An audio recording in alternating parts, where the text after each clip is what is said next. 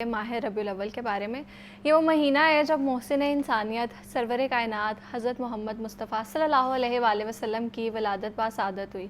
आफ्ताब रिसालत तुलू हुआ, दुनिया तौहीद के नूर से मुनव्वर और तारीख़ के मिसाली दौर का आगाज़ हुआ। इस महीने में हज़रत मोहम्मद सल्लल्लाहु अलैहि वसल्लम दुनिया में तशरीफ़ लाए और ये मकाम किसी और महीने को हासिल नहीं। इसलिए जब आप सल्लल्लाहु अलैहि वसल्लम से पीर के दिन रोज़े के बारे में पूछा गया तो आप सल्लल्लाहु अलैहि वसल्लम ने इसकी फ़जीलत की एक वजह ये बयान फरमाई कि इस दिन मैं पैदा हुआ और जब पीर के दिन रोज़े को हुज़ूर सल्लल्लाहु अलैहि वसल्लम की विलादत की वजह से फ़जीलत हासिल है तो माह रबीउल अव्वल को भी आप सल्लल्लाहु अलैहि वसल्लम की विलादत का महीना होने की ख़ास हैसियत के एतबार से साल भर के तमाम महीनों पर फ़जीलत और फ़ौक़ियत हासिल है। आज माह रबीउल अव्वल की अहमियत और फ़जीलत के मुतालिक बात करेंगे और इस पर बात करने के लिए मेरे साथ मौजूद है मुफ्ती बहराम शाहिद। अस्सलाम वालेकुम मुफ्ती साहब, कैसे हैं आप? वालेकुम अस्सलाम, अल्हम्दुलिल्लाह। मुफ्ती साहब, सबसे पहले तो बताएं कि रबीउल अव्वल के महीने की रूहानी अहमियत क्या है? बिस्मिल्लाहिर्रहमानिर्रहीम, नहमदुहु व नुसल्ली व नुसल्लिमु अला रसूलिहिल करीम। देखें, रबीउल अव्वल का माना ही पहली बहार है। वैसे जब महीनों के नाम रखे जा रहे थे तो ज़ाहिर है मौसम को मद्देनज़र रखते हुए, सारी चीज़ों को मद्देनज़र रखते हुए रबीउल अव्वल का नाम रखा गया कि बहार का आगाज़ हो रहा है, रबीउल अव्वल पहली बहार है। लेकिन अगर हम हकीकी तौर पे देखें तो इस कायनात रंगो बू की बहार ही हुज़ूर सल्लल्लाहु अलैहि वसल्लम है, क्योंकि अल्लाह ने सबसे पहले अपने नबी सल्लल्लाहु अलैहि वसल्लम को तख्लीक़ फ़रमाया। अगरचे ज़ुहूर आपका सारे अम्बिया और मुरसलीन के बाद है, आप ख़ातमुन नबिय्यीन हैं, लेकिन तख्लीक़ में सबसे अव्वल हैं। और वाज़ेह तौर पे ये इरशाद मौजूद है, हदीस कुदसी के अल्फाज हैं कि अगर हुज़ूर अलैहिस्सलातु वस्सलाम को अल्लाह पैदा ना फरमाता तो अल्लाह अपना रब होना भी ज़ाहिर ना करता। यानी कि ये उनकी आमद का महीना है जिन्हें वजह तख्लीक़ कायनात कहा जाता है, कि जो कायनात की तख्लीक़ का सबब हैं, जिनके लिए सारी कायनात बनाई गई है।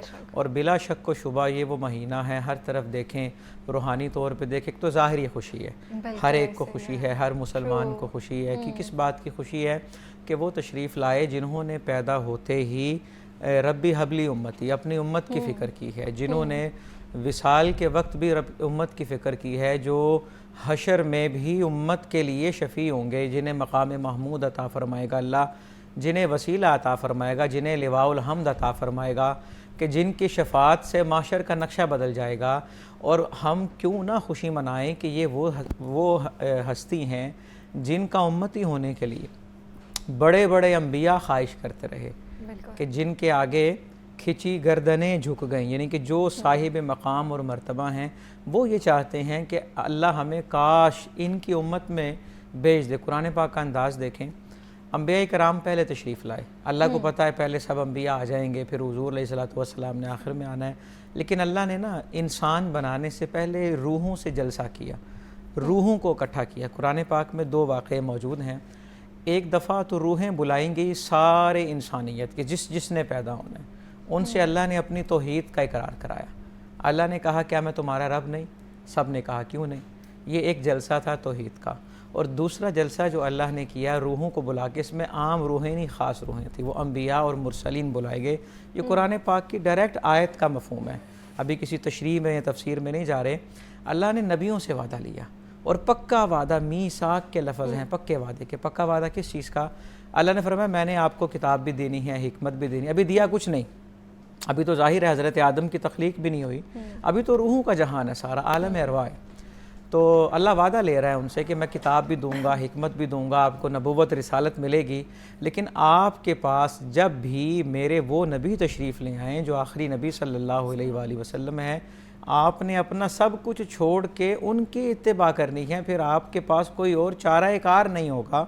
ये देखिए ना, जिनकी आमद से पहले इतना निज़ाम सजाया जा रहा है। सवाल ये है कि जब आखिरी नबी आप हैं, आपका ही दीन क़यामत तक चलेगा, तो पहले क्यों नहीं आए? पहले आ जाते।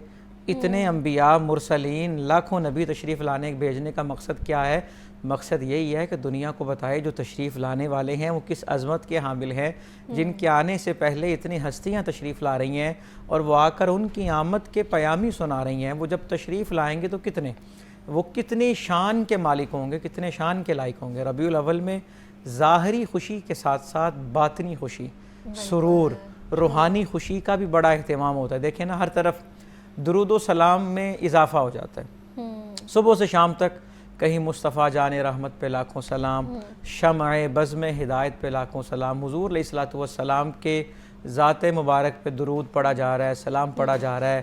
وہ کام کیے جا رہے ہیں جو حضور علیہ الصلوۃ والسلام کو بہت زیادہ پسند ہے. بھوکوں کو کھانا کھلایا جا رہا ہے، بے سہارا کا سہارا بنا جا رہا ہے، یتیموں کے سر پہ دست شفقت رکھا جا رہا ہے. اور ربیع الاول کے مہینے میں یہ چیزیں بڑھ جاتی ہیں، اضافہ ہو جاتا ہے. کیوں؟ کیونکہ ہر انسان دلی طور پہ مسرور ہے. اور وہ لوگ جو خصوصاً حضور علیہ الصلوۃ والسلام کا ہم کلمہ پڑھتے ہیں، ہم پر لازم ہے کہ ان کے آنے کا جشن منائیں، ان کے آنے کی خوشی جو ہے وہ منائیں. کیونکہ صحابہ کرام رضوان اللہ علیہ مجمعین کے طرز عمل سے یہی بات ہم تک پہنچتی ہے. اور وہ حضور علیہ الصلوۃ والسلام جن کی آمد پہ اللہ رب العزت نے خوشی کا اہتمام فرمایا ہے، جن کے آنے سے پہلے انبیاء بشارتیں دیتے رہے. بشارت کا معنی کیا ہوتا ہے؟ خوشخبری. ایک ہوتا ہے خبر دینا، ایک ہوتا ہے خوشخبری دینا. نیوز میں اور گڈ نیوز میں فرق ہوتا ہے. انبیاء خبر نہیں دیتے تھے، خوشخبری دیا کرتے تھے. اور ظاہر ہے جو خوشی کی خبر ہوتی ہے، جب وہ خبر آ جائے پھر کیا ہوتی ہے جی؟ پھر خوشی ہوتی ہے. قرآن پاک میں حضرت عیسیٰ علیہ السلام کا ایک کوٹیشن درج ہے کہ وہ کہتے تھے کہ انی مبشرم برسول یاتی من بعد اسمہ احمد. کیونکہ حضور سے پہلے آخری نبی اور رسول جو آئے ہیں وہ حضرت عیسیٰ علیہ السلام ہیں. وہ کہتے تھے میں ایک ایسے رسول کی خوشخبری دے رہا ہوں جو میرے بعد تشریف لائیں گے اور ان کا نام نامی حضرت احمد ہوگا. تو جو نبی جن کی آمد کی خوشخبری دیتے رہے، تو جب ان کی آمد ہو گئی، اب زمانے پر اہل ایمان پر لازم ہے کہ ان کی آمد پر خوشی کا اہتمام کیا جائے.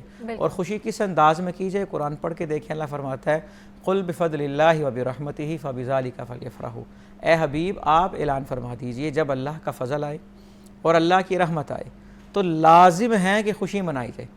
اب اللہ کا فضل حضور سے بڑھ کر کون ہے جی؟ بے شک. اور اللہ کی رحمت حضور سے بڑھ کر کون ہے جنہیں قرآن رحمت للعالمین کہتا ہے؟ بالکل ایسے ہی ہے. مفتی صاحب یہ بتائیں کہ جیسے آپ نے بات کی نا کہ ربیع الاول میں ایک الگ ہی ہم دیکھتے ہیں کہ سکون ہوتا ہے اور ہر کوئی خوشی سیلیبریٹ کر رہا ہوتا ہے. اور لوگ آپ کبھی بھی نا اپنے جو نبی حضرت محمد صلی اللہ علیہ وسلم ان کی محبت کو کوسچن نہیں کر سکتے. کسی بھی مسلمان کے دل میں آپ نہیں کوسچن کر سکتے. جیسے کوئی بھی کہے گا نا کہ آپ مجھ سے ایکسچینج کر لو، آپ کبھی بھی نہیں کرو گے. آپ کہو گے میں ہی سب سے زیادہ محبت کرتی ہوں یا کرتا ہوں. تو ہم دیکھتے ہیں کہ لوگ اب جتنی لوگوں کی توفیق ہے اس حوالے سے ہم 12 ربیع الاول کے دن دیکھتے ہیں، بلکہ پورا ربیع الاول کے لوگ کھانے ہیں وہ بھی دیتے ہیں. پھر اپنے گھروں میں لائٹنگ کرتے ہیں، جیسے ہم بھی پہلی ربیع الاول جب چاند نظر آتے ہیں تو وہ لائٹنگ کر لیتے ہیں. پھر اپنے گھروں کو سجاتے ہیں، پھر میلاد کرواتے ہیں، محفلیں کرواتے ہیں. تو یہ بتائیں کہ اتنی خوشی لوگ سیلیبریٹ کرتے ہیں اور لوگ اس چیز پہ فخر بھی کرتے ہیں کہ ہم ان کے امتی ہیں. تو ان کے آنے سے پہلے کیا منظر تھا اور تھوڑا سا ان کی ولادت کا منظر بتائیں. دیکھیں جی، حضور علیہ الصلوۃ والسلام کے تشریف لانے سے پہلے انسان جو ہے وہ انسانیت کے درجے سے گر چکا تھا. کوئی کسی کی عزت نہیں کرتا تھا. جس کا دل کرتا، یعنی کہ آپ سمجھ لیں یہ چیز رائج تھی کہ جس کی لاٹھی اس کی بھینس. یہ اسلامی تاریخ کے اندر نا اس دور کو دور جاہلیت کہا جاتا ہے، جب کسی کی قدر ہی نہیں ہے. انسان کو ایسے کاٹا جاتا ہے جیسے گاجر مولی کی طرح کاٹا جاتا ہے. عورتوں کو یوں ٹریٹ کیا جاتا ہے جیسے انسان کی کوئی پراپرٹی ہوتی ہے. بچیوں کو زندہ دفن کر دیا جاتا ہے. لوگوں کے اندر احساس نہیں ہے، درد دل نہیں ہے. اور اس دور میں اللہ نے حضور علیہ الصلوۃ والسلام کو جب پیدا فرمایا، مبعوث کیا، بھیجا، تو بڑا خوبصورت منظر وہ جب تشریف لاتے ہیں تو ہم تو یہی کہتے ہیں جس سہانی گھڑی چمکا طیبہ کا چاند، اس دل افروز ساتھ پہ لاکھوں سلام.